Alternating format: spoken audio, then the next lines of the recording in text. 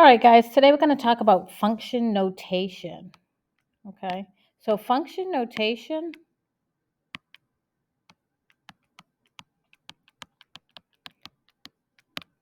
is just that it's a different way of noting a function. So, what we typically have been working with is linear functions that look like this: y equals mx plus b. Okay, and so when we're talking about function notation, we're going to write it a little bit differently. So, instead of writing y, we're going to write f and then in parentheses an x. And the way we would say that is the f of x, the function of x. So for example, let's write an equation like we would have it. So we might have f of x equals 2x plus 1. Okay. In the past, you'd see y equals 2x plus 1. Right, where 2 is the slope and 1 is the y-intercept. Okay, this is the same thing, except instead of writing y, I'm writing f of x. And I'm doing that because it's an easier way to note something. So let's say I'm going to plug in, let me see, let's plug in 3. Okay, so I'm going to say x equals 3. So when I do this, so this semicolon with the x after it, it's indicating that that is what I'm plugging in. I'm plugging in a 3, okay, for x.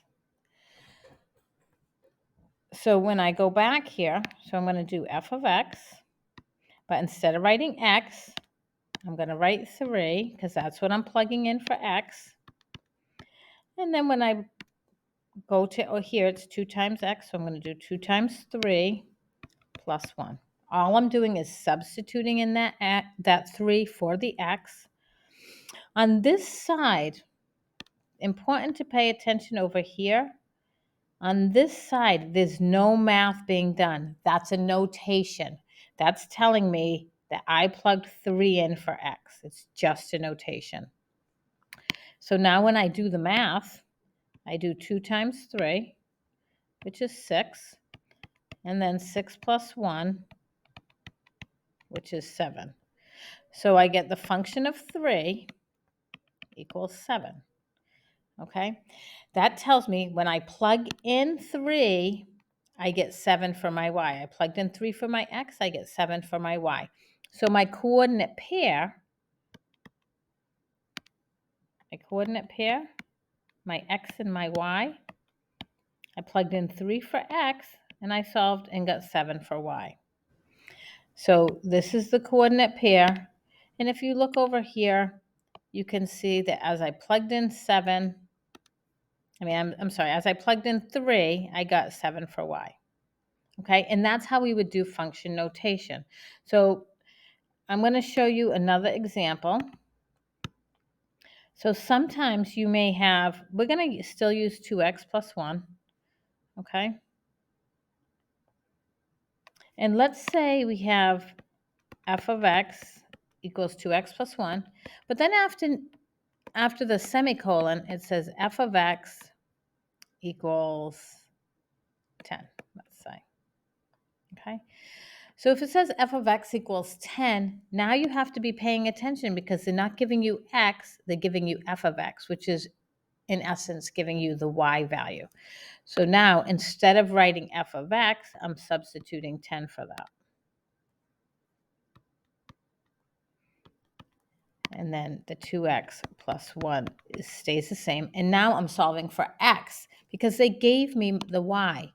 Remember the f of x is interchangeable with y. It's just a different notation for that. And now I'll just solve this problem. So I'll subtract 1 on both sides. Whoops. Subtract 1, and I get 9 equals 2x, and I divide by 2, and I get x equals 9 over 2. So in this case, my coordinate pair, my x and my y, the x I solved for, I got 9 over 2. And the y was what I plugged in over here, right? The f of x tells me that it's 10. Oh, Goodness gracious. Okay. And that's my coordinate pair. So you have to be careful of what they give you. Are they giving you the X or the Y? Remember the F of X represents Y, and that it's a notation, that it's a notation, that there is no math being done there. So I just want to show you. So if I had something that looked like this, let's say F of 1 equals -3, F of 5 equals -10, and F of 8 equals -8, let's say. That means they're giving you 3 coordinate pairs. This first coordinate pair, the X is 1,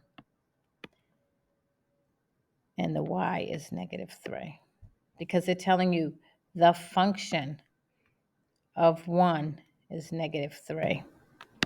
Over here, the function of 5 is -10, and the function of 8 is -8.